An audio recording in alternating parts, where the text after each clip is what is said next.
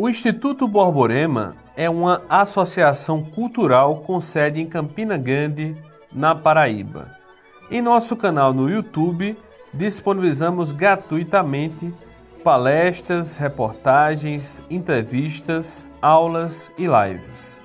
Para que este conteúdo continue a ser disponibilizado, precisamos da sua contribuição financeira através do nosso site ou de doações diretas em nossa conta corrente. Link e conta corrente estão na descrição desse vídeo. Conheça também as nossas formações e cursos online através do link na descrição, institutoborborema.com/loja. Temos também a livraria do IB, com excelentes descontos, parcelamento em até 6 vezes sem juros e entrega grátis para todo o país, a depender da compra. livrariaib.com. E, por último, mas também muito importante, entre agora em nosso grupo no Telegram para ficar informado sobre todas as atividades e conteúdos do IB. t.me/Instituto Borborema. Agradecemos especialmente aos nossos benfeitores. Este vídeo só é possível graças à generosidade deles. Fique agora com mais um conteúdo gratuito disponível em nosso canal.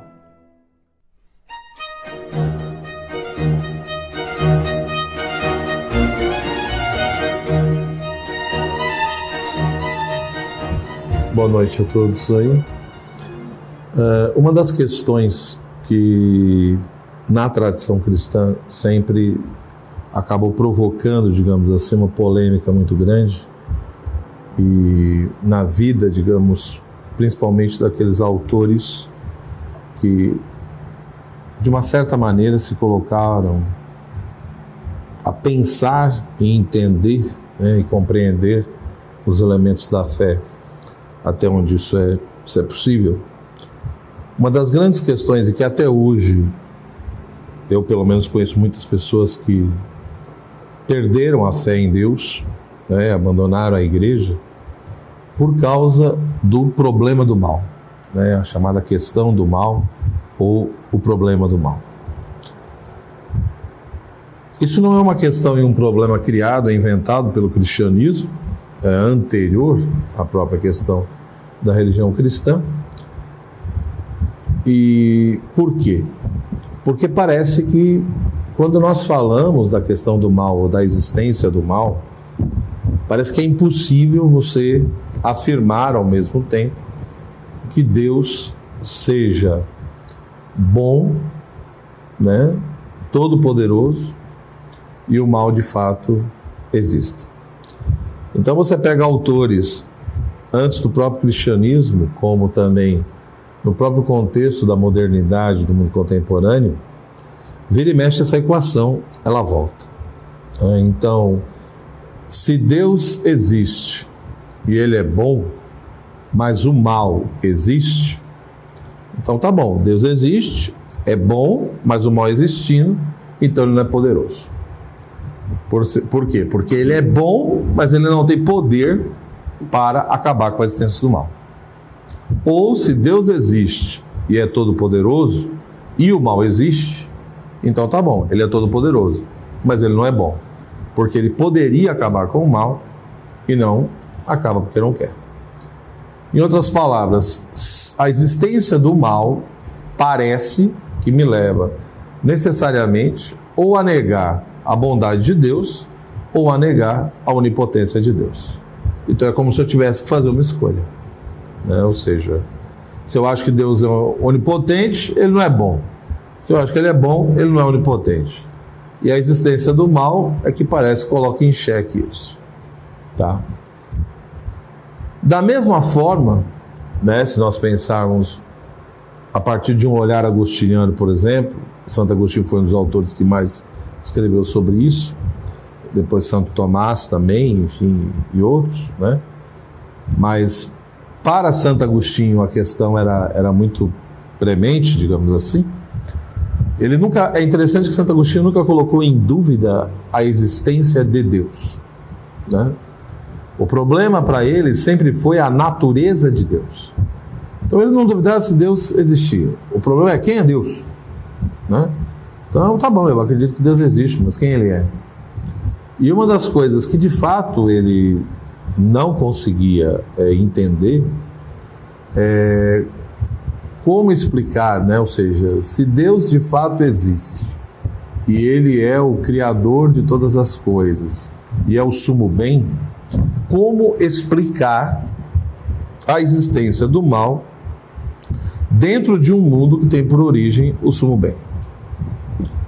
Então, dizer que Deus é a causa direta, né, ou a causa do mal, Santo Agostinho diria, bom, me parece que não tem muito sentido isso, porque se ele é o sumo bem, como é que o efeito pode destoar tanto assim da causa, né? Se a causa é o sumo bem, o efeito é o mal. Qual é a lógica disso? Negar a existência do mal, também ele não via sentido, porque ele até usa um argumento muito simples, né, nas Confissões, onde ele diz que se você tem medo, né, se a existência do mal te incomoda e você tem receio disso, e se você diz que o mal não existe, isso se torna um problema, porque se eu temo o mal e o mal não existe, temer o que não existe já é um mal. Então, quando você nega a existência do mal e diz que ele não existe, você está temendo o que não existe. E se eu temo o que não existe, isso de uma certa maneira já é um mal. Então a própria negação da existência do mal, correlacionada ao medo que eu tenho dele, confirma a existência do mal, gera a questão do mal. Então ele diz, esse caminho também não se resolve, né? Ele não é um bom caminho nesse sentido. E tanto que ele, isso era uma questão que para ele era extremamente importante, angustiava, ele não conseguia compreender, porque tanto que ele então se aproxima dos maniqueus, né, que era um tipo de gnose da época dele. Os maniqueus, de uma certa maneira, davam uma resposta para a questão do mal, ou seja, eu tenho o sumo bem, eu tenho o sumo mal, tudo foi se originando a partir de uma batalha cósmica entre o bem e o mal, o reino da luz e o reino das trevas. Então, se eu tenho o sumo mal, que os maniqueus identificavam de uma certa forma com a questão da matéria, então a origem do mal está no sumo mal, e a origem desse mal, no sentido mais presente, visível, é a questão da matéria, pronto, né? Agostinho, de uma certa maneira, isso chama a sua atenção, mas depois de alguns anos ele tinha um monte de dúvidas, um monte de perguntas, os maniqueus não respondiam, né? Enfim, foi ocorrendo todo um processo de desgaste, digamos assim, e ele foi vendo, no entendimento dele, as insuficiências, né, do maniqueísmo, ou muitas coisas, muitas perguntas e questões que o maniqueísmo não respondia. Tá? Agora, uma coisa a gente tem que entender, quer dizer, nesse nível, me parece que não é tão difícil compreender por que o problema do mal, né, ou melhor, por que a questão do mal é um problema. Esse que é o grande ponto. Seja uma questão, um problema no sentido filosófico, seja um problema no sentido teológico. Por que é um problema? Tá? Bom, se nós pararmos para pensar, tem um ponto que é muito sério. Ou seja, se eu parto do pressuposto que o universo, o mundo, né, que existe, a realidade que se apresenta, ela é expressão de um princípio originário, divino, absoluto, pessoal, que fez as coisas porque quis e fez com sabedoria, e que, portanto, essa suprema unidade não é só a suprema unidade, mas é a sabedoria em si mesma, e a estruturação e constituição da realidade, a expressão dessa sabedoria, isso implica necessariamente na existência de um mundo ordenado. Então a ordem presente no mundo, ela é reflexo não só de uma vontade, mas de uma vontade que está intimamente ligada a uma realidade que subsiste por si mesma e que tem todo um entendimento, sabedoria infinita das coisas. Ora, isso posto então, você está supondo que essa ordem presente no mundo, expressando no próprio mundo, se é expressão dessa sabedoria, que também é a própria razão em si mesma absoluta, Então, você está dizendo que a racionalidade ela está implícita no próprio real. Ou seja, há uma racionalidade implícita na realidade. A grande questão é que quando eu olho para o mundo, eu não vejo apenas ordem, medida, unidade. Eu vejo desordem também. Ou seja, se o mal de fato existe e se manifesta, ele se manifesta já como um princípio de desordem na própria realidade. Mas como que pode ter ali um princípio de desordem se a origem dessa realidade ordenada é uma realidade subsistente em si, absoluta, que não está submetida a essa ordem, mas a origem dessa ordem? Em outras palavras, a existência do mal no mundo coloca em xeque a racionalidade do real. Ou seja, até que ponto de fato eu posso afirmar que existe uma racionalidade implícita no real e presente no próprio real. E o Agostinho percebeu isso. Ele, como bom racionalista no primeiro momento, que primeiro queria entender para depois crer, depois ele mudou, mas no primeiro momento era isso. Primeiro eu quero entender, para depois acreditar em alguma coisa. Então ele percebeu isso, se o mal existe, realmente parece que a realidade ela não tem racionalidade nenhuma. Ou seja, no fundo essa ordem é uma ilusão. Essa racionalidade é uma ilusão. Ou seja, parece que o que reina na realidade é muito mais o acaso do que algum tipo de razão. Esse é o ponto. Mas existe uma segunda questão que acaba sendo um desdobramento, uma implicação dessa. Porque se de fato a existência do mal coloca em xeque a racionalidade do real, todos sabem, que seja por um Agostinho ou outros autores cristãos, a busca por Deus, o desejo por Deus é algo extremamente importante.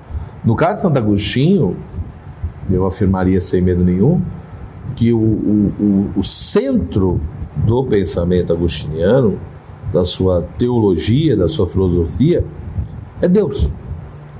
Deus é o centro do pensamento de Agostinho. E é o centro em todos os sentidos.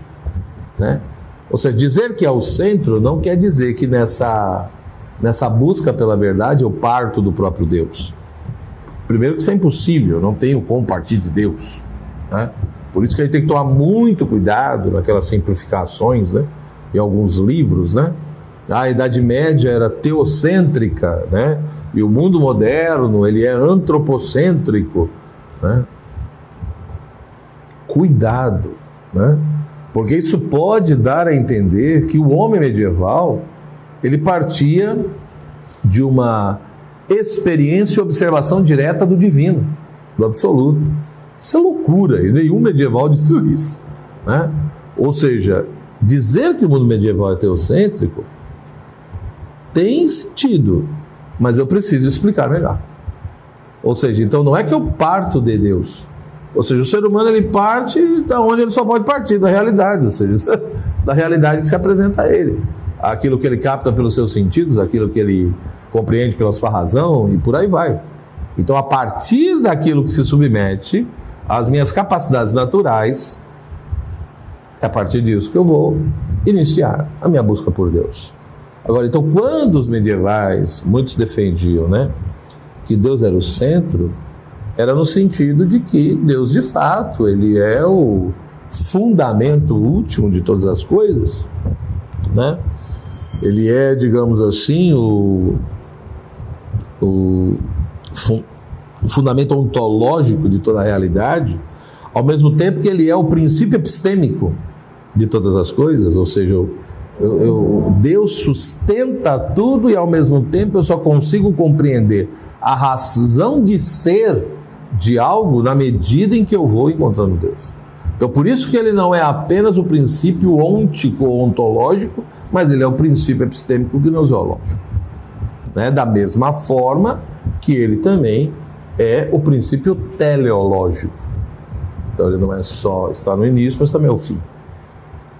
Então, quer dizer, é a partir de Deus que eu vou compreender tudo. Ele é centro nesse sentido. E da mesma maneira, no mundo moderno, quando se diz que é mais antropocêntrico, Não é que, num primeiro momento, os modernos eram ateus ou negavam a existência de Deus. Eles não negavam. Muitos acreditavam que Deus existia. Mas fizeram uma mudança radical. E essa mudança radical foi justamente nesse sentido, ou seja, então eu vou tentar agora compreender as coisas e fazer toda uma análise a partir do humano. E aí a coisa realmente é complicada. Não é mais a partir de Deus, né? E aí você perde, ou seja, muitas coisas vão se modificando. Então, por exemplo, né, é muito comum, se você pegar da modernidade para cá, nós falamos muito de uma verdade lógica. Então, o que é uma verdade lógica? E é muito comum isso quando você pergunta, o que é a verdade? A adequação do intelecto à coisa. Isso é a verdade lógica. E eu vejo um monte de gente que se diz conservador e tradicional e é moderno sem perceber. Porque isso é a verdade lógica. Porque a verdade ontológica não é a adequação do intelecto à coisa. Mas é quando a coisa é o que ela é de acordo com a mente divina. Isso é a verdade ontológica.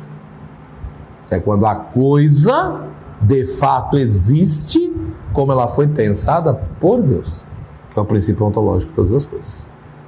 Então, o que é o ser um homem verdadeiro? É ser homem. Ou, em outras palavras, é você ser fiel à sua própria natureza. É ser o que você foi chamado a ser. Esse é o ponto. Só que tudo isso, evidentemente, pressupõe um monte de princípios metafísicos, um monte de questões metafísicas, que muitos autores na modernidade vão questionar, não só na modernidade, mas já no final da Idade Média, né, um monte de coisa vai ser problematizada e questionada. Mas voltando à nossa questão, então, quando de fato nós falamos do mal como um problema, algumas pessoas talvez percebam isso de uma maneira mais clara e outras talvez de uma maneira mais intuitiva, né? E vão percebendo esses problemas de fato, quer dizer, então parece que a vida, a realidade, o mundo não tem racionalidade nenhuma, a existência não tem racionalidade nenhuma. E a busca por Deus, né? Aquela coisa bem agostiniana, eu não só fui feito por Deus, mas eu fui feito para Deus.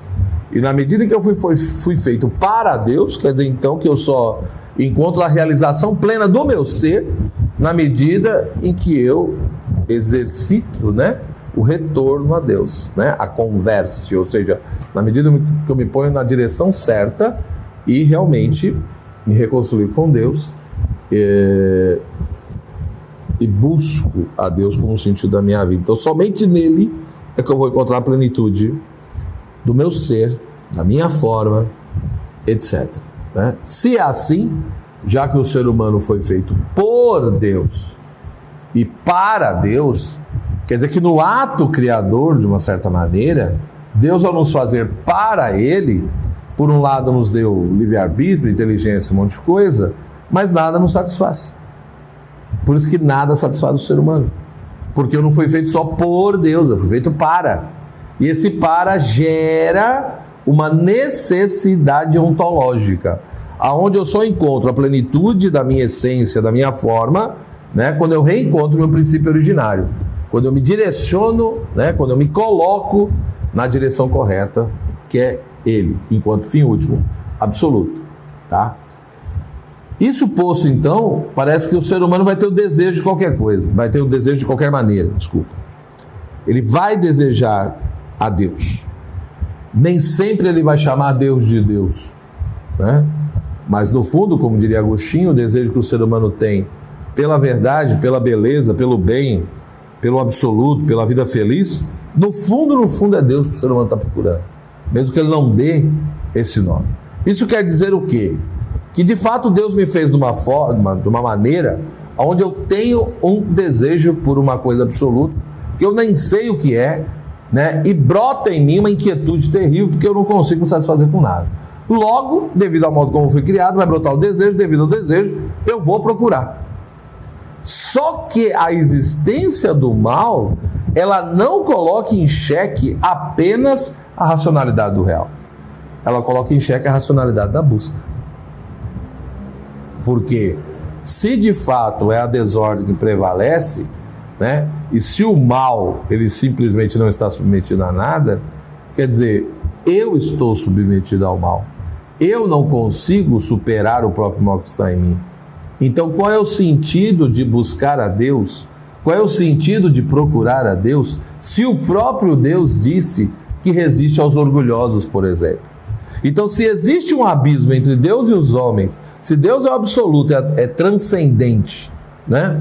Totalmente santo, e eu sou pecador e miserável, estou aqui, existe um abismo entre Deus e os homens, ora, eu só consigo transpor esse abismo pedindo ajuda. Deus precisa me ajudar. Mas não adianta pedir ajuda, por quê? Porque na própria Escritura Deus diz que resiste aos orgulhosos, e eu sou orgulhoso. Portanto, eu vejo o mal em mim, eu vejo a minha miséria, eu faço o mal, padeço do mal e desejo por Deus. Mas esse desejo por Deus e essa procura parece que não tem lógica e sentido nenhum. Por quê? Porque desde o princípio eu sei que essa procura está fadada ao fracasso. E por que está fadada ao fracasso? Porque eu procuro e busco uma coisa que eu não tenho capacidade nenhuma de atingir, porque eu não consigo transcender a realidade que eu estou totalmente imerso. Então, a existência do mal e a experiência do mal, no fundo, quebra também a racionalidade da busca. Ou seja, o ser humano continua buscando o absoluto e por Deus, porque ele é teimoso, ele é burro. Porque se ele fosse um ser inteligente, ele não buscaria, porque ele sabe que ele está ferrado e fadado ao fracasso. Né? Ora, a grande questão, repito, e aí a gente começa a compreender melhor por que de fato isso é um problema, seja filosófico ou teológico. Seja no sentido de negar a racionalidade implícita do real, como no sentido de negar a racionalidade da procura e da busca pelo absoluto, pelo divino. Portanto, devido a isso, essa questão não só angustiou o Agostinho, mas também um monte de pessoas hoje em dia continuam fazendo esse tipo de pergunta, continuam problematizando, né, e chamando a atenção para esses pontos. E que de fato é um problema real. Não é uma mentira, não é uma ilusão, não é uma fantasia. É um problema real. Né? Por isso que, o que fazer com isso? Essa é a grande questão. Evidente que na história do pensamento cristão, da fé cristã, nós vamos encontrar muitas reflexões, né, e muitas respostas ou tentativas de resposta para esse problema. No meu entendimento, o que Santo Agostinho coloca e o que Santo Tomás coloca, me parece que são as respostas que nos ajudam, digamos assim, a se aproximar um pouco de uma certa compreensão, pelo menos. Né? Se nós conseguimos resolver totalmente a questão, eu já não sei, mas pelo menos a gente consegue ter um certo entendimento e ver que talvez não seja totalmente conciliável crer que Deus é bom e onipotente e ao mesmo tempo reconhecer que o mal existe. Né? Quando nós pegamos, por exemplo, o pensamento de Santo Agostinho, e aí na sua obra ele em vários momentos escreve sobre isso. Então, nos seus primeiros textos, você tem um diálogo dele chamado De Ordine, né? Onde ele fala, evidentemente, o nome já diz, né? Sobre a ordem. E ele vai procurar analisar ali o que é a ordem, a importância da ordem, etc. Mas, obrigatoriamente, ele vai ter que passar sobre a questão do mal. Né? Então, ali ele já chama atenção para algumas coisas. Depois ele escreve uma outra obra, depois de alguns anos, chamada De Libero Arbitrio, né, sobre o livre-arbítrio, e principalmente esse livro é constituído de 3 livros.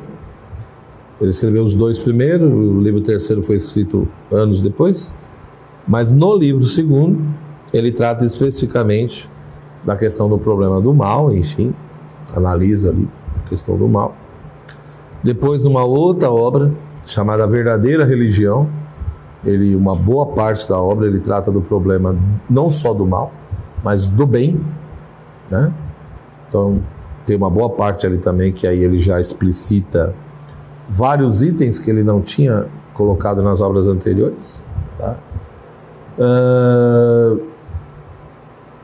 nas suas confissões, ele entra às vezes nisso, principalmente, se eu não me engano, no livro 7, as Confissões. É um livro importante porque ali ele, de uma certa maneira, ele mostra como que ele abordava esse problema de um jeito e depois ele mudou o modo de abordar. E, por fim, tem uma outra obra dele que aí é central nesse assunto, chamada De Natura Boni, né, a natureza do bem, uma obra nuclear em toda essa discussão, né? Então, nessas obras que eu citei aqui, ele trata desse assunto, dessa temática. Lógico que aí a gente vai percebendo o quê? A evolução e o desenvolvimento do pensamento dele, né? Como que ele vai chamando atenção para alguns aspectos. E aí é por isso que nós não podemos parar no De Natura Boni. Nós precisamos ver, às vezes, como que ele tratou isso lá na Cidade de Deus, né? Sua grande obra.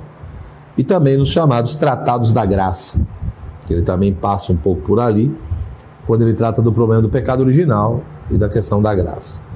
Então, falar desse problema em Santo Agostinho não é uma coisa tão simples, né? A gente tem que tomar muito cuidado, porque há um desenvolvimento do pensamento, né? Ou seja, tem coisas que ele afirma em uma obra que ele não afirma em outra. Isso não quer dizer que ele vai cair num monte de contradições, não é isso não. O que eu quero dizer é que há um desenvolvimento do pensamento dele, né? No De Ordem ele chama atenção para umas coisas, no De Livre-Arbítrio já para outra, né? Na verdadeira religião, entendeu? No De Natura Boni. Então ele vai muitas vezes aprofundando, digamos assim, a sua reflexão. Vai chamando atenção para vários aspectos, né? Evidente que eu não tenho pretensão nenhuma aqui numa palestra de abordar como que ele analisou isso em todas as suas obras, né? O que eu quero é chamar atenção para alguns pontos, digamos assim, para a estratégia reflexiva agostiniana, né? Como que Agostinho aborda o problema, tá bom? Como ele mesmo diz nas suas Confissões, no primeiro momento, o que ele achava que era o mal? Como que ele entendia a questão do mal? Ele entendia a questão do mal como uma realidade, ou seja, o mal existe, é uma substância, é uma natureza. Ponto. Né? A visão bem maniqueísta. Né? E o mal está ali, de uma certa forma, associado à matéria, ao que é corpóreo, etc. Então, durante alguns anos da sua vida, foi isso que ele pensou. Né? E aí, de repente, algumas coisas aconteceram que levaram Agostinho a mudar, a chegar à conclusão que o mal não é substância, o mal não é natureza. E aí é muito comum vocês encontrarem nos livros, né, que para Santo Agostinho o mal é privação, né? É ausência do bem, tá? Alguns chegam até a escrever, né, para Agostinho o mal é a ausência do bem devido, né? Não é bem assim. Né? Por exemplo, essa ideia do mal como ausência do bem devido, isso é mais Santo Tomás do que Santo Agostinho. Né? Já há uma diferença aí, sutil, mas tem.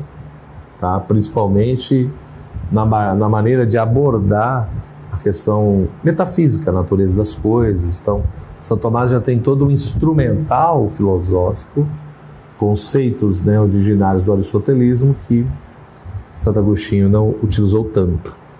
Então, isso vai dar uma diferença. Tá?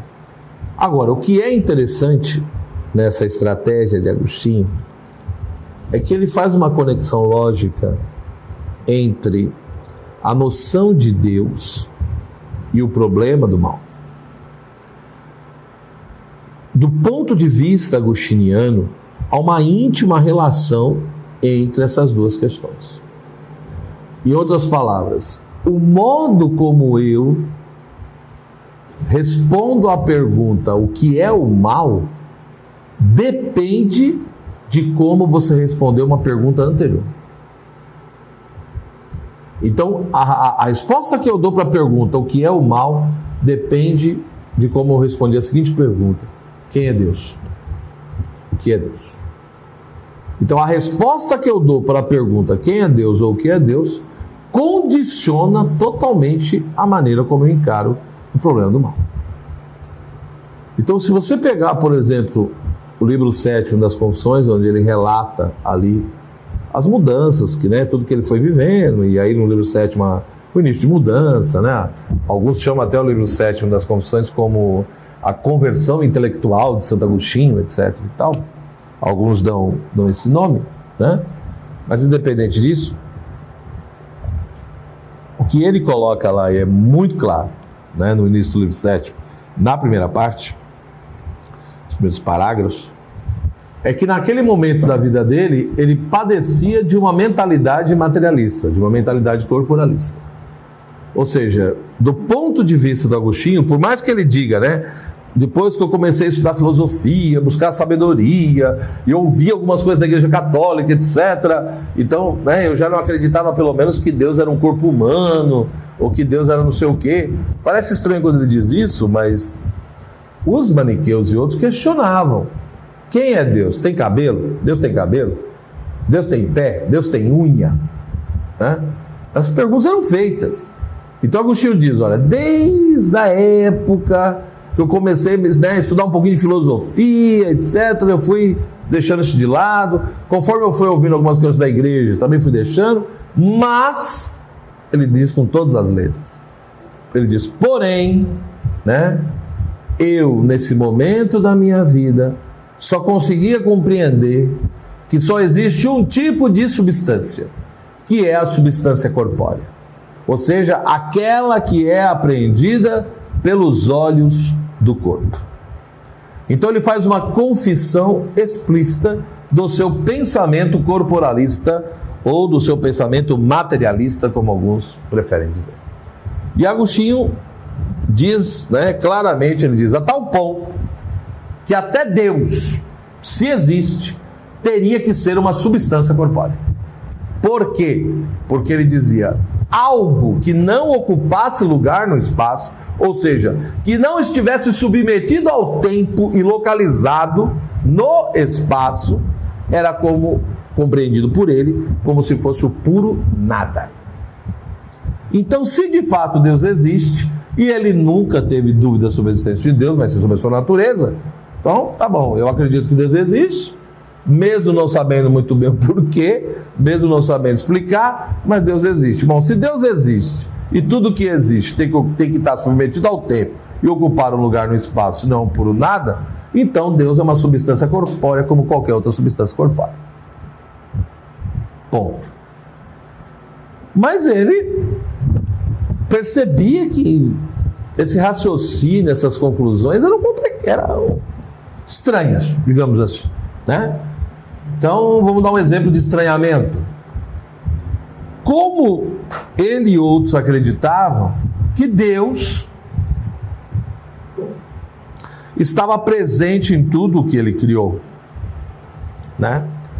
Ora, se Deus existe, é o Criador, não sei o quê, mas Deus está presente em tudo o que ele criou, como compreender essa presença de Deus no mundo? Bom, se Deus é uma substância corpórea, e se eu tenho uma mentalidade materialista, como é que eu vou interpretar a presença de Deus no mundo? Tá certo? Então Deus está presente na árvore, Deus está presente no cachorro, Deus está presente no ser humano, Deus está presente ali na montanha, Deus está presente em tudo. Ué, mas como é que eu entendo essa presença? O que significa isso? Né? E aí a gente vai vendo a dificuldade das pessoas de explicar as coisas.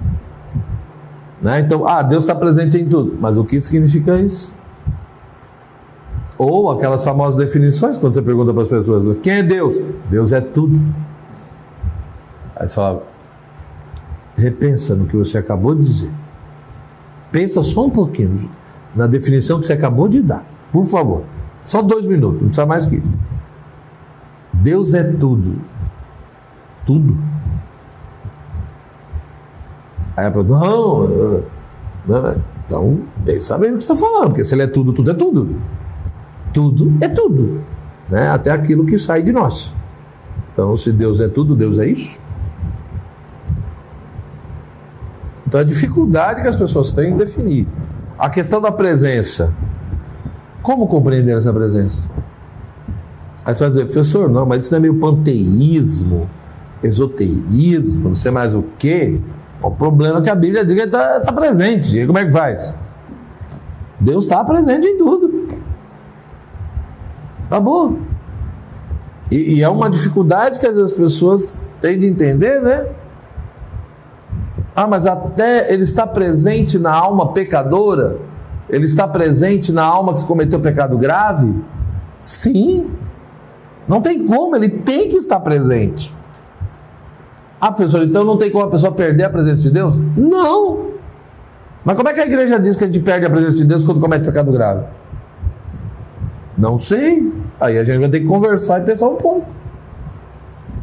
Porque se, por um lado, a igreja vem e diz, não tem como perder a presença de Deus. Porque se a criatura perder a presença de Deus, ela simplesmente deixa de existir e volta para o nada. Por quê? Porque a criatura não tem capacidade de se manter no plano do ser a partir dela mesma. Por um simples motivo. Porque ela não é absoluta, ela é relativa. Se ela não é absoluta, mas é relativa, ela é relativa justamente porque ela remete a um outro. Ela é a partir de, por isso que ela é criatura. Se ela é a partir de, ela não só foi chamada à existência, ela é mantida no plano da existência, porque obrigatoriamente tem que ter um vínculo ontológico entre a criatura e o Criador, porque a criatura depende do Criador, querendo ou não. Logo, você entendeu? Se o Criador não estiver na criatura, morreu o assunto, a criatura volta por nada. Então, se ela existe em, ela existe a partir de. Então, não tem como ter afastamento absoluto.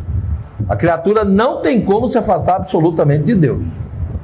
Mas, por outro lado, a própria igreja vem e diz, existe um afastamento que é tão grave que é mortal.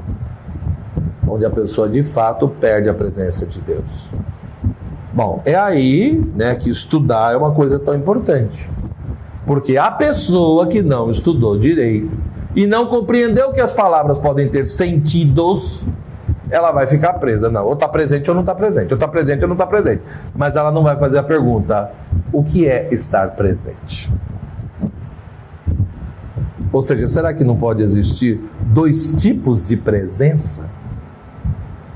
Será que Deus, quando Ele está presente na criatura, essa presença natural, ontológica, será que não é de um tipo? E quando nós falamos da possibilidade da perda, será que nós não estamos falando de um outro tipo de presença? Que é resultado muito mais do sacramento, do batismo, por exemplo, do que da pura existência. Então nós estamos falando de presenças diferentes. Ou seja, uma pode ser perdida, a outra não pode ser perdida. Né? Então, por isso que precisa-se, né? Enfim, é aquela história. Por isso que a análise dos termos, as considerações, todos esses cuidados precisam ser tomados. E Santo Agostinho, na sua obra, nos ajuda muito, né? Nesse exercício que ele faz de filosofia e teologia, que está tudo misturado. Ele não separa, né, no contexto dele ali, na época dele, a noção de filosofia e teologia ainda não estão ali profundamente delimitadas.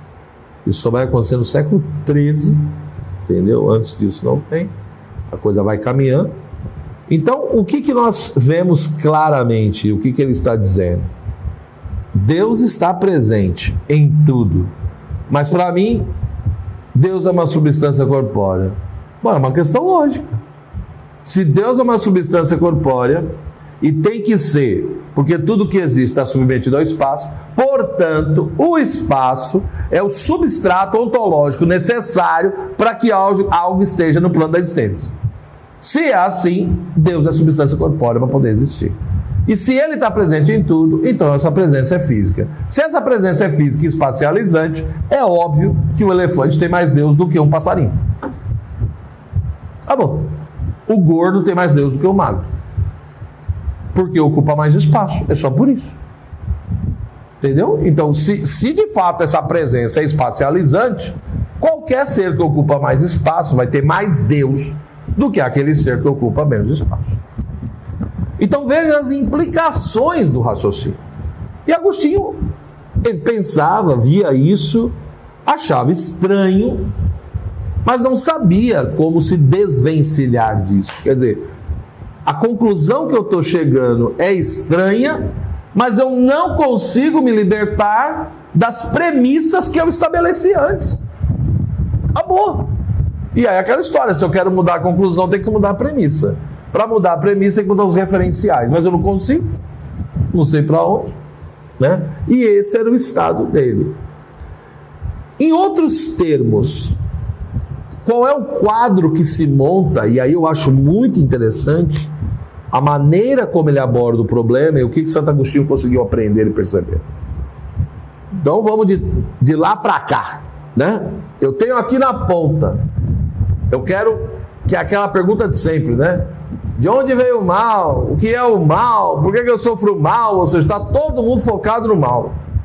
E aí Santo Agostinho vem e diz com todas as letras, olha, todas as perguntas aqui sobre o mal, o que é o mal, qual é a origem do mal, por que a gente faz o mal e sofre o mal, e tudo isso aqui, não tem como eu responder isso se antes eu não respondi quem é Deus. Antes eu preciso refletir e analisar quem é Deus.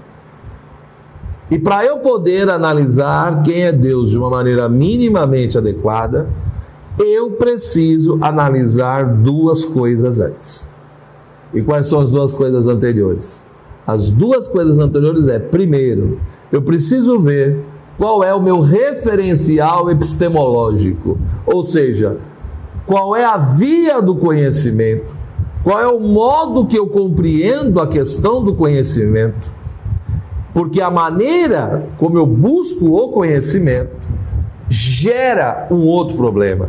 Então eu tenho a via epistêmica e eu tenho a via ontológica. Então eu tenho o problema do mal, eu tenho a questão de Deus, eu tenho a via epistêmica e eu tenho a via ontológica. Agora vamos daqui para lá. Ou seja, a maneira como eu busco a verdade, a via do conhecimento, gera uma ontologia que condiciona a minha compreensão de Deus, que determina a maneira como eu vejo a questão do mal. Então, se eu quero entender o que é o mal, o mal é uma substância, mas eu não concordo muito com o mal é uma substância. Bom, então eu tenho que mudar a minha concepção de Deus, a minha compreensão sobre quem é Deus. Mas para eu mudar a minha compreensão sobre quem é Deus, eu tenho que mudar os meus pressupostos ontológicos, ou seja, a maneira como eu compreendo o que é o ser, o que é a realidade e como se constitui a natureza das coisas. Mas para eu mudar a questão da ontologia, eu tenho que mudar a via do conhecimento. A maneira como eu busco a questão do conhecimento condiciona a ontologia, que condiciona a Deus, que condiciona o mal. Agostinho percebeu isso. E tem um detalhe que para ele está envolto em todo o processo, que é o problema moral. Ou seja, quando ele entendia que tudo que existia era uma substância corpórea, inclusive Deus, ele chegava a essa conclusão ontológica a partir de determinados pressupostos gnoseológicos, que eram materialistas. Mas a questão é, por onde ele buscava o conhecimento? Por onde ele buscava a verdade? Era a partir do primado do quê? Da exterioridade. Então eu vou buscar a verdade e a sabedoria pela exterioridade. Se eu busco pela exterioridade, eu estabeleço o quê? O primado dos sentidos.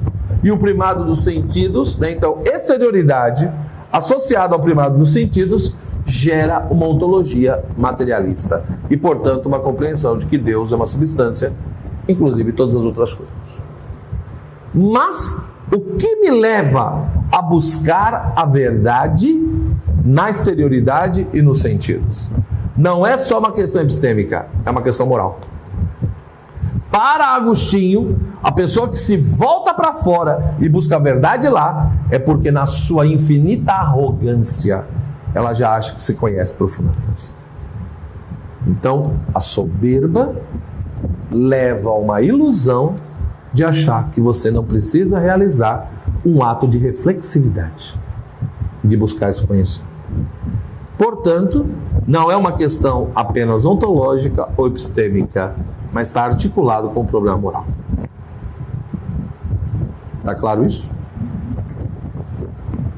Isso posto, montado a estrutura, vocês vão perguntar, professor, mas o que aconteceu então para Santo Agostinho mudar o modo de pensar? O que ocorreu? Né? E mudou, todo mundo sabe disso. Ele mudou a maneira dele pensar, ele mudou a maneira de abordar o problema. Bom, do ponto de vista lógico, é só pensar um pouco. Se mudou a maneira de ver o mal, porque mudou a concepção de Deus. Se mudou a concepção de Deus, mudou a ontologia. E se mudou a ontologia, é porque mudou a epistemologia e também, de alguma maneira, o estado moral. Isso é lógica pura. Senão não teria tido mudança. Mas, vamos aos detalhes. Ele coloca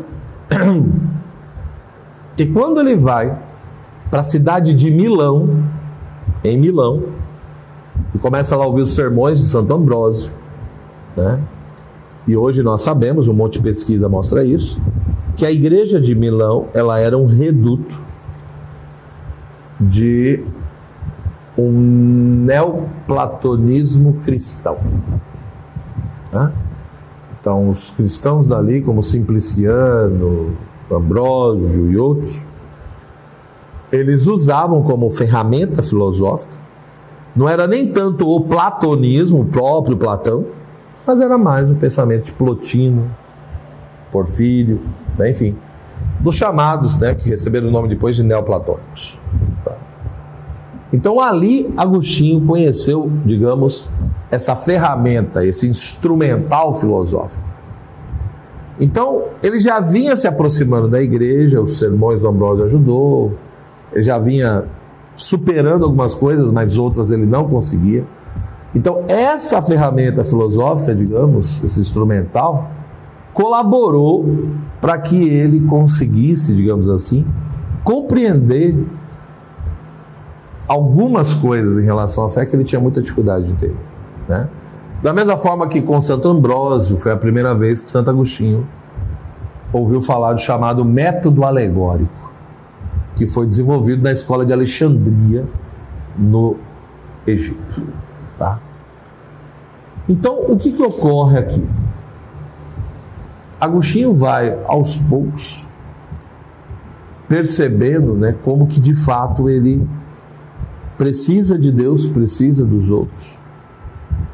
E, portanto, isso vai colaborando para o desenvolvimento da virtude da humildade. E conforme ele vai aderindo à fé, ele vai vendo de fato a necessidade da graça, como o cristianismo sempre chamou a atenção. Então a mudança que ocorreu ali, de uma certa maneira, e ele diz que Deus, na sua infinita providência, permitiu que ele conhecesse o texto de alguns platônicos, e que ao ler esses textos, tem coisa que ele encontrou nos textos platônicos que ele também encontrou nas cartas de Paulo, né? Como ele diz que tem coisas que ele encontrou nos textos platônicos, ele compara com o prólogo do Evangelho de São João, né? Ele diz, eu encontrei com outras palavras, mas era mais ou menos a mesma coisa, não sei mais o que, né? Ele fica lá falando essas coisas. Mas ao mesmo tempo ele também diz, tem coisas que eu não encontrei. Por exemplo, que o Verbo se fez carne e habitou entre nós, ele diz, isso eu não encontrei nos platônicos não. Que o Verbo morreu numa cruz para nos salvar, ele diz, também não encontrei. Mas que o Verbo é divino, transcendente, etc. Ele diz, isso eu encontrei, com outras palavras, diz ele que encontrou, né? Então tá bom. Então ele está justificando, né? No fundo ele está tentando justificar, porque é um debate, isso a gente não pode esquecer. Quando ele escreve esse texto, ele está no final do quarto século, e a gente não pode esquecer que desde o segundo século tinha um debate, uma discussão muito forte se a igreja, se os cristãos poderiam usar coisas, elementos da cultura grega, seja da filosofia, da literatura, etc. Tá? Então não esqueça do nosso querido Tertuliano, entendeu? Nossa frase de Tertuliano que eu amo, né? Então, a igreja nasceu em Jerusalém e não em Atenas, né? Se temos o Evangelho de Cristo, para que Platão e Aristóteles? Isso é Tertuliano. E tem a frase dele que eu mais gosto, né? A filosofia é a mãe de todas as heresias. Então o rapaz pegar pesado com algumas coisas. Enfim, aí tem que ver o contexto também, o que ele entendia lá para filosofia. Mas o que eu quero dizer é que um tertuliano tinha essa postura, né? Então é a famosa postura da ruptura. Ou seja, o helenismo está lá, o cristianismo está aqui, e morreu o assunto, nós não precisamos do helenismo.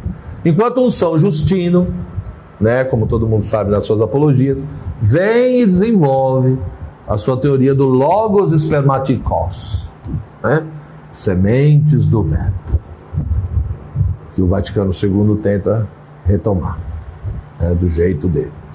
Enfim, mas está lá, sementes do verbo. E São Justino vem e diz, olha, o helenismo começou ali um monte de coisa, e o cristianismo nada mais é do que o coroamento do helenismo, porque o helenismo tinha sementes do verbo, o cristianismo tem um verbo por inteiro, por isso que é a plenitude da verdade. Isso é Justino. Então o que eu estou querendo mostrar? Era um debate muito intenso. Pode usar, não pode usar, convém, não convém? Como é que se dá essa relação do helenismo com a cultura grega, né? do cristianismo com a cultura grega? E Santo Agostinho é nítido que ele vai ser adepto, como a maioria dos padres da igreja, de que tem que usar, porque não importa quem diz a verdade, o que importa é ser a verdade, né? E principalmente porque a fonte da verdade é uma só, que é Cristo. Logo, aquilo que os pagãos conheceram, de uma certa maneira também é patrimônio dos cristãos, porque o cristianismo foi inventado pelo próprio Cristo, que é o Verbo encarnado, que é a própria verdade e fonte de qualquer verdade. Então os cristãos não estão roubando ninguém, eles estão pegando de volta aquilo que é patrimônio deles. Essa é a ideia, entendeu? Enfim, está tentando ali justificar se consegue ou não, vou ficar discutindo, né? Tem gente que diz que sim, tem gente que diz que não, mas o que é importante, e é isso que nós devemos entender, em que a tradição platônica colaborou para que Santo Agostinho superasse o seu pensamento materialista, para que ele conseguisse se desvencilhar de uma mentalidade corporalista, né? E resumidamente ele deixa isso bem claro. A tradição platônica, os textos mostraram para ele o quê? Que tem que mudar a postura, ou seja, eu não tenho que olhar para fora, eu tenho que aprender a olhar para dentro, né? A descoberta do homem interior, a ideia de inspecionar o próprio espírito, ou seja, o famoso conhece-te a ti mesmo socrático. Agostinho, de uma certa forma, acaba tendo contato com essa tradição por intermédio dos textos platônicos. E aí ele começa a perceber que, de fato, não basta olhar para o mundo, não basta valorizar os meus sentidos, eu também preciso aprender a tomar uma atitude de reflexividade, voltar-se sobre si mesmo, inspecionar a própria alma, o homem interior, os degraus da alma, etc. Então é nesse sentido que a tradição platônica o ajudou. Ou seja, o platonismo mostrou para Agostinho que tinha uma outra via do conhecimento. Não existe só a via da exterioridade, existe a via do homem interior, existe a via da alma, né? Por intermédio do meu pensamento, do olho da alma, da minha mente, eu consigo voltar sobre mim mesmo, né? E a partir disso, dessa nova via do conhecimento, aos poucos, eu também vou compreendendo que a realidade não se reduz àquilo que eu apreendo pelos sentidos corpóreos. A realidade não se reduz à dimensão sensível, mas a toda uma dimensão inteligível e incorpórea da realidade, que não se submete aos sentidos, mas que é real e que eu apreendo pelo pensamento, pelos olhos da mente, da alma. Então, por isso que ele é extremamente grato a essa tradição, porque ela ajuda Agostinho, pelo menos, a descobrir uma nova via do conhecimento. Aí você vai dizer, professor, mas ela também não ajudou a ter uma nova ontologia, ou seja, uma nova compreensão sobre o ser, né, sobre a realidade? Também, mas aí não é só o platonismo. Aí essa nova ontologia já é uma articulação de elementos platônicos com o cristianismo, né? Ou seja, ele usa o instrumental filosófico platônico, mas ao mesmo tempo já tem elemento cristão forte, né? Criador, criatura, né? E por aí vai. Só que para ele compreender essa relação criador-criatura, ele usa uma noção fundamental né, que nós usamos muito, é uma palavra que o pessoal usa demais e que eu não vejo quase ninguém explicar. Né? É muito comum nós usarmos isso. Eu ouço isso constantemente, fico esperando. Falo, bom, o cara usou, vamos lá, vamos ver se ele explica agora. Né? Ninguém explica. Qual é a palavra mágica, né, que o Agostinho e outros perceberam? E que se tirar, nós temos um problema seríssimo na teologia da criação, que é o conceito de participação. Entendeu? Metexis, né? Em grego. Ou seja, a criatura participa do ser do Criador. Né? Então, enquanto que Deus é em si e por si, a criatura é por participação. Tá bom. O que significa isso? É muito bonito, mas e aí? Então, Agostinho, o que o cabra fez? E aí eu acho que é bem interessante, né? Segundo alguns comentadores, Santo Agostinho fez duas coisas. Alguns dizem que ele fez uma metafísica da interioridade. Ou seja, por essa nova via do conhecimento do homem interior, Agostinho cria a noção de interioridade, né? A interioridade agostiniana, e por intermédio dessa interioridade ele estabelece uma nova ontologia, uma nova metafísica, ou seja, uma nova compreensão das regiões do ser, tá? Usando como instrumental filosófico a tradição platônica. Então, ele estabelece ali uma metafísica da interioridade, mas ao mesmo tempo uma metafísica do êxodo. Porque aí ele vai pegar o nome que Deus revelou por intermédio de Moisés. Quando, Senhor, mas quando me perguntarem quem és tu, diga, eu sou aquele que sou, ou eu sou aquele que é. Santo Agostinho pega isso e estabelece a chamada metafísica do êxodo. Por quê? A partir desse novo referencial epistêmico e ontológico, ele muda a sua compreensão de Deus, porque mudou a compreensão da realidade. Ou seja, eu olho essa realidade, tá certo? Eu olho essa realidade e o que eu vejo? Eu vejo um monte de seres que se apresentam a mim que eu chamo de criaturas. Ué, mas se é criatura, então tem que ter criador. Mas por quê? Qual é a característica básica que eu vejo dessas coisas? Elas são temporais. E por que elas são temporais? Porque elas são mutáveis. Eu vejo que a grande característica das criaturas, repito, no modo como elas se manifestam e se apresentam a mim enquanto ser humano, eu vejo a mutabilidade como aquilo que está inerente e é intrínseco a essa realidade criada. Ora, se é temporal porque é mutável, o que é mutável é porque é capaz de ganhar e de perder. Portanto, não é um vir a ser. Se não é um vir a ser, então não é verdadeiramente, porque só é verdadeiramente aquilo que é sempre o mesmo. Logo, só Deus é verdadeiramente. Por isso que, de uma certa maneira, e o que eu vou falar agora pode chocar, mas do ponto de vista antigo e patrístico, Deus não existe. Deus de fato não existe.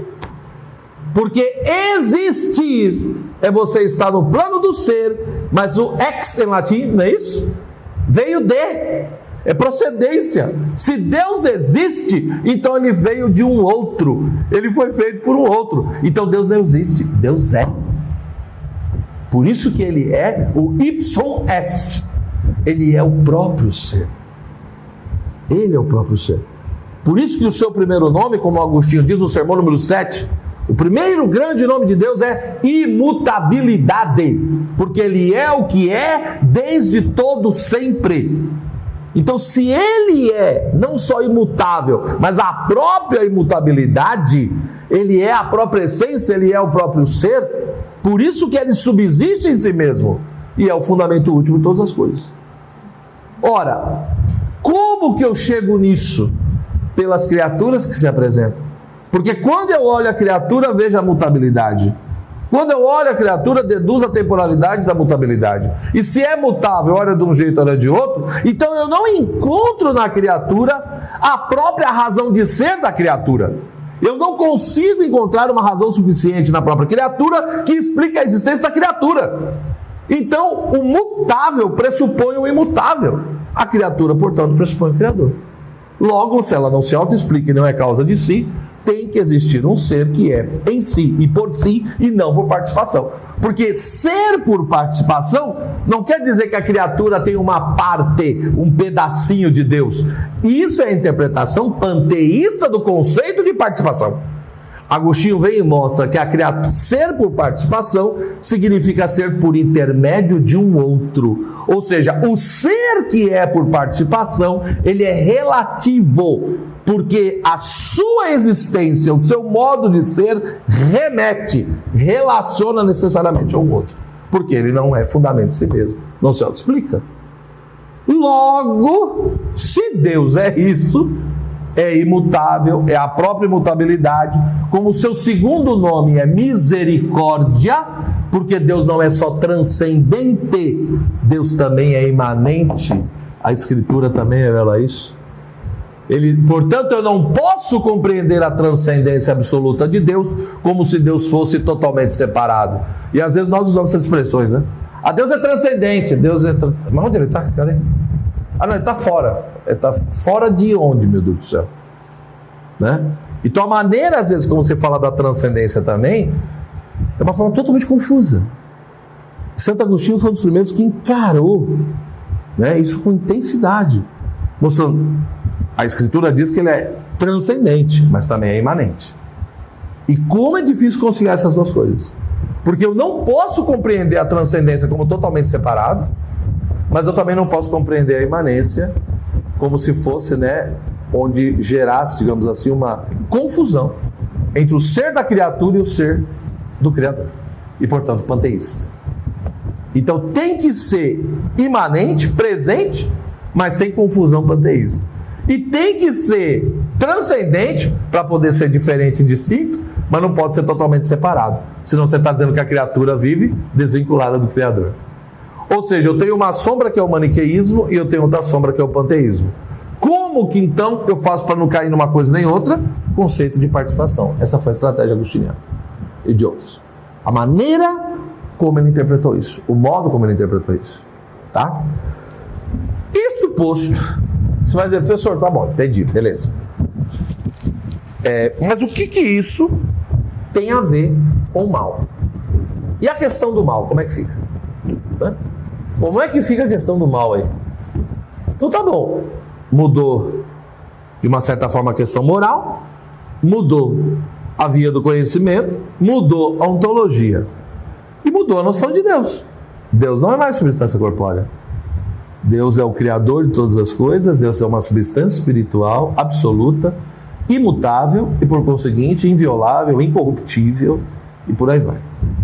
Se Deus é assim, como que eu explico então a questão da existência do mal no mundo?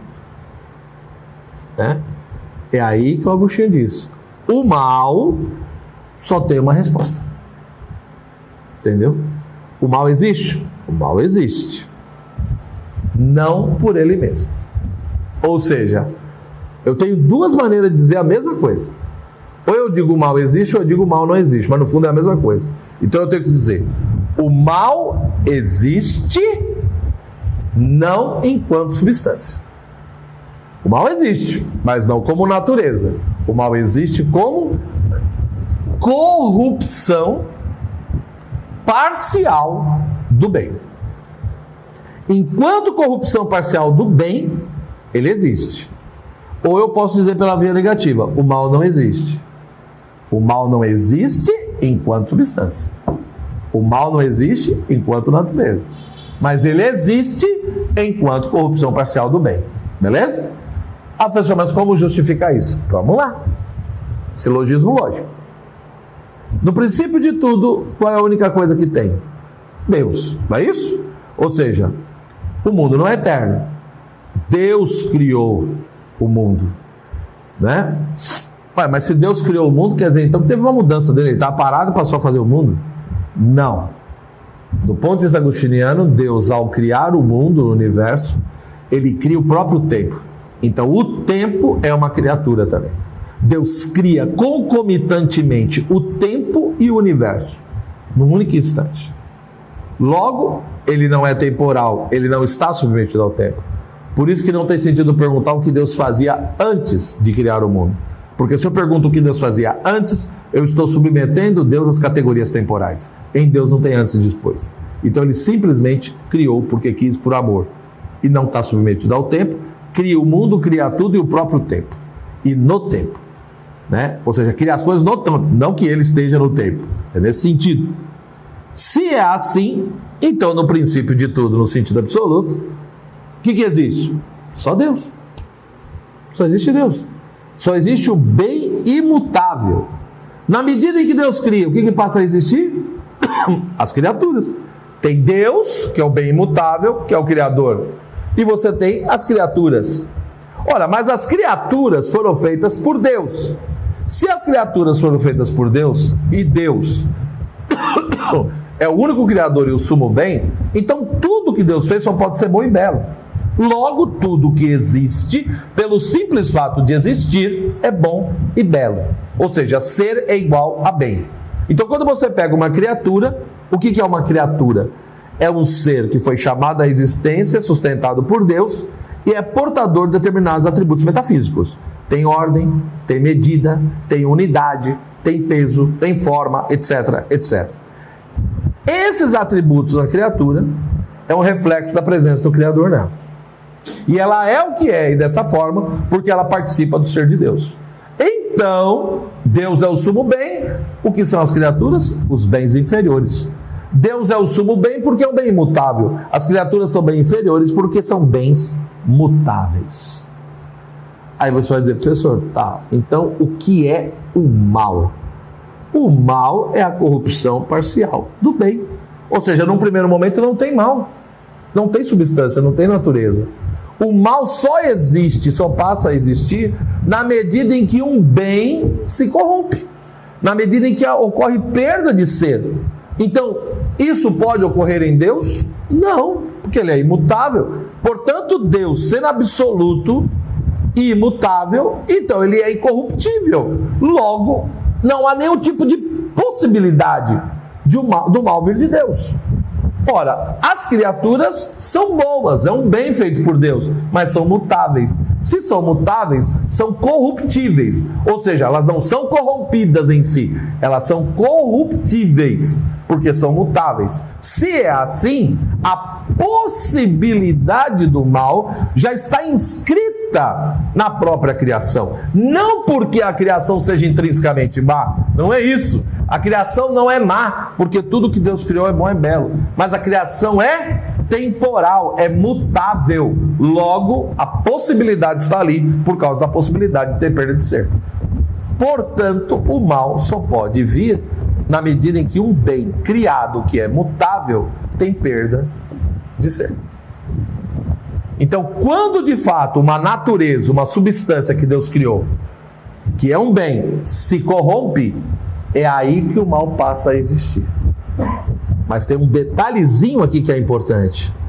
Então, o mal para existir, primeiro tem que existir o bem antes. O bem vem antes do mal. Segunda condição, o bem tem que se corromper. Se não tiver corrupção do bem, não tem mal. Mas tem uma terceira condição que a maioria do pessoal não percebe. Do ponto de vista agostiniano, tem que ter o bem se corrompe, mas essa corrupção não pode ser total. Porque se for total, não tem nem bem e nem mal, tem o puro nada. Para existir o mal, por isso que ele é um parasita, porque para ele existir, tem que existir um resquício de bem que serve de substrato para poder sustentar o mal. E aí era a pergunta que todo mundo fazia para Agostinho: e o diabo? Né? A mesma coisa. O que era o diabo? Era um anjo bom que Deus criou e se transformou num anjo mau. Ah, professor, então quer dizer que existe um resquício ali de ser, então o diabo é um bem? É, enquanto criatura. Isso não quer dizer que ele é bonzinho, ninguém está falando isso. Ele é perverso e pervertedor. Mas enquanto criatura, se ele existe, é porque tem uma natureza ali, um resquício de ser, que dá sustentação a ele, e é Deus que sustenta aquilo. Então, ele era um anjo bom, que foi feito, tornou-se um anjo corrompido, um anjo mau. Mas essa corrupção foi ampla, espiritual, moral, não sei o quê, mas não é uma corrupção no sentido absoluto. Tem uma coisinha dele ali ainda que é sustentada por Deus, entenderam? Metafisicamente falando, não no sentido moral, tá? Isso mostra, então, que o mal não é substância e não é natureza. Então, ou eu digo que o mal, ele não existe, mas aí eu tenho que completar a frase, porque muitas pessoas dizem, do ponto de vista de Santo Agostinho, dos padres da igreja, o mal não existe. E geralmente quando ele fala o mal não existe, o pessoal já interpreta que o capeta não existe. Eu puxo uma coisa com outra que eu nunca vi, né? Então, o correto é dizer, o mal não existe por si mesmo. O mal não existe enquanto substância, enquanto natureza. Aí, beleza, aí tá certo. Ou o contrário, o mal existe. Existe enquanto corrupção parcial de um bem criado. Tá certo? E aí, para mim, vem a cereja do bolo, quando perguntavam para ele, né? Tá bom. Metafisicamente é isso, mas nós estamos tudo lascado aqui. Entendeu? Querendo ou não, olha para o mundo, tá todo mundo ferrado. É só problema, é só pepino. Então, de onde veio o mal? Qual é a origem do mal? Se não veio de Deus, se Deus não é a causa do mal. E aí Agostinho explicava mais ou menos o seguinte, né, que a origem do mal só pode vir de uma realidade criada, como eu disse. Porque se é corrupção parcial de um bem, é evidente que um bem imutável é incorruptível. Então só pode vir de bens inferiores. Então, no entendimento de Agostinho, Deus, ao criar o ser humano, nos deu um corpo, uma alma, né, nos deu ali dons, um monte de bens. E infelizmente o ser humano fez um mau uso de algo que Deus lhe deu, né? O ser humano fez um mau uso da sua inteligência, mas principalmente da sua vontade, do seu livre-arbítrio. Ou seja, Deus nos deu a vontade e o livre-arbítrio para um determinado fim e o ser humano usou para outro. Então, na medida em que ele fez o mau uso da sua vontade e do seu livre-arbítrio, ele provocou a corrupção da própria vontade e do próprio livre-arbítrio. Então, a origem do mal está na perversão da vontade. E aí, vontade e livre-arbítrio praticamente é quase a mesma coisa para Santo Agostinho, né? Que é diferente de liberdade. Ou seja, a liberdade é quando eu consigo usar a minha vontade, o meu livre-arbítrio para o bem, para escolher o melhor, aquilo que é mais perfeito. Por isso que para Santo Agostinho o pecado é preferir o inferior no lugar do superior, né? Então, quando diz que Adão pecou, principalmente ali, né, mas também a questão de Eva, mas ele foca muito no pecado de Adão, e aí é todo o problema do pecado original, etc. Então, o pecado é preferir o inferior no lugar do superior. O ser humano preferiu os bens inferiores no lugar do bem supremo. Percebe? E aí fez um mau uso da sua vontade, do seu livre-arbítrio. Perverteu. É aí que está a origem do mal, segundo Santo Agostinho. Nessa perversão da vontade. Que o ser humano caiu sozinho, mas não consegue se levantar sozinho. Precisa do Salvador, precisa do mediador que nos dê a graça e restaure a nossa natureza. Então, no paraíso ele tinha o quê? Ele tinha a vontade, ele tinha o livre-arbítrio, ele tinha a inteligência, tinha a liberdade. Porque a liberdade é a capacidade de você usar a sua vontade e o seu livre-arbítrio para o bem. Ou seja, a liberdade é quando você consegue adequar a sua vontade à vontade de Deus. A liberdade é quando você usa o livre-arbítrio para o fim para o qual Deus lhe deu. Em outras palavras, a liberdade é quando eu consigo fazer o seguinte raciocínio: tu queres, Senhor? Eu quero. Se queres, eu quero. Se não queres, não quero. Isso é o ápice da vida no Espírito. Porque muitas vezes eles dizem, professor, mas eu faço a vontade de Deus. Sim, nós muitas vezes fazemos a vontade de Deus, mas vamos ser honestos. Você faz muitas vezes por medo, porque tem medo de ser punido. E tem gente que pode ter certeza, né? Se ele pudesse pecar e não ter consequências, ele pecaria. Então uma coisa é você evitar o pecado por medo, outra coisa é evitar o pecado para não ferir o coração de Deus. Então, fazer a vontade de Deus por medo quer dizer que você está fazendo a vontade dele, mas por falta de opção. Porque se tivesse outra, você não faria, né? Enquanto que quando eu consigo querer o que Deus quer e adequar a minha vontade à vontade dele, aí é o ápice da vida no Espírito. Isso é a liberdade. Por isso que a liberdade também não é só escolher o bem. A liberdade é escolher o bem mais perfeito. Não é só escolher o bem. Né? Então, finalizando, quando Adão e Eva pecaram lá, eles escolheram o bem ou o mal? A tendência da maioria das pessoas é dizer, eles escolheram o mal. Mas como que eles podem ter escolhido o mal, se não tinham o mal? Só tinham o sumo bem e os bens inferiores. Logo, Adão e Eva não escolheram o mal, eles fizeram uma má escolha. Eles fizeram um mau uso do livre-arbítrio. Eles preferiram os bens inferiores em detrimento do bem superior. E aí vem as consequências. Então é por isso que hoje em dia, o ser humano, quando podia e queria, não quis. E é por isso que hoje em dia, quando quer, não consegue, não pode. É a punição do pecado. Né? Da mesma forma que eu me rebelei contra Deus, o meu corpo se rebela contra a minha alma, na minha alma a vontade se rebela contra a razão, e no interior da minha vontade, as minhas vontades se rebelam contra a minha própria vontade. É a cisão interior total. É quando eu vivo dilaceramento interior na alma e vejo que de fato sou filho de Adão. Então, a partir disso, lógico que teria muito mais coisa aqui tem muitos detalhes que eu não entrei, né? Mas eu acho que isso já nos ajuda a pensar um pouco na problemática do mal. Ou seja, de fato, e aí acho que Santo Agostinho é muito honesto nisso, ele diz que da mesma forma que Deus é um mistério, o mal também é um mistério. Né? Nós compreendemos até um certo ponto. E para compreender até esse certo ponto mínimo, nós precisamos seguir uma sequência de raciocínio ordenada. Então, para eu poder discutir o que é o mal, eu preciso ver o que eu entendo por Deus. Para ver o que eu entendo por Deus, eu tenho que ver qual é a ontologia. E junto com a ontologia, a epistemologia, a questão moral.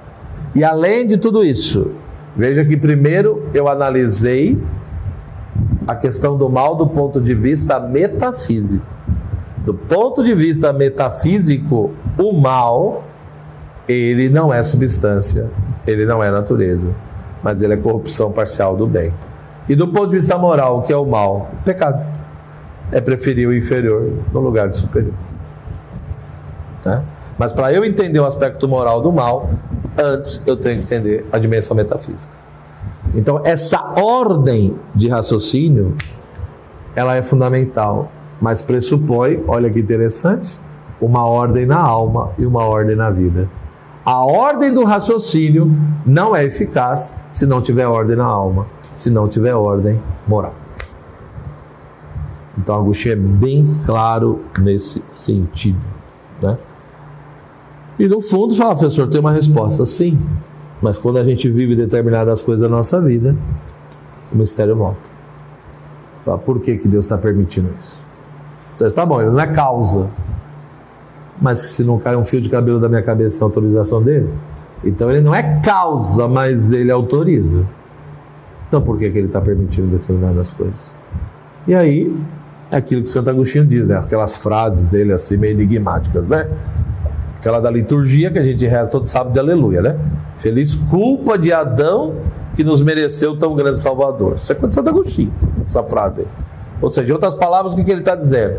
Em Adão perdemos muito. O que a gente perdeu com o pecado original foi muita coisa, tá?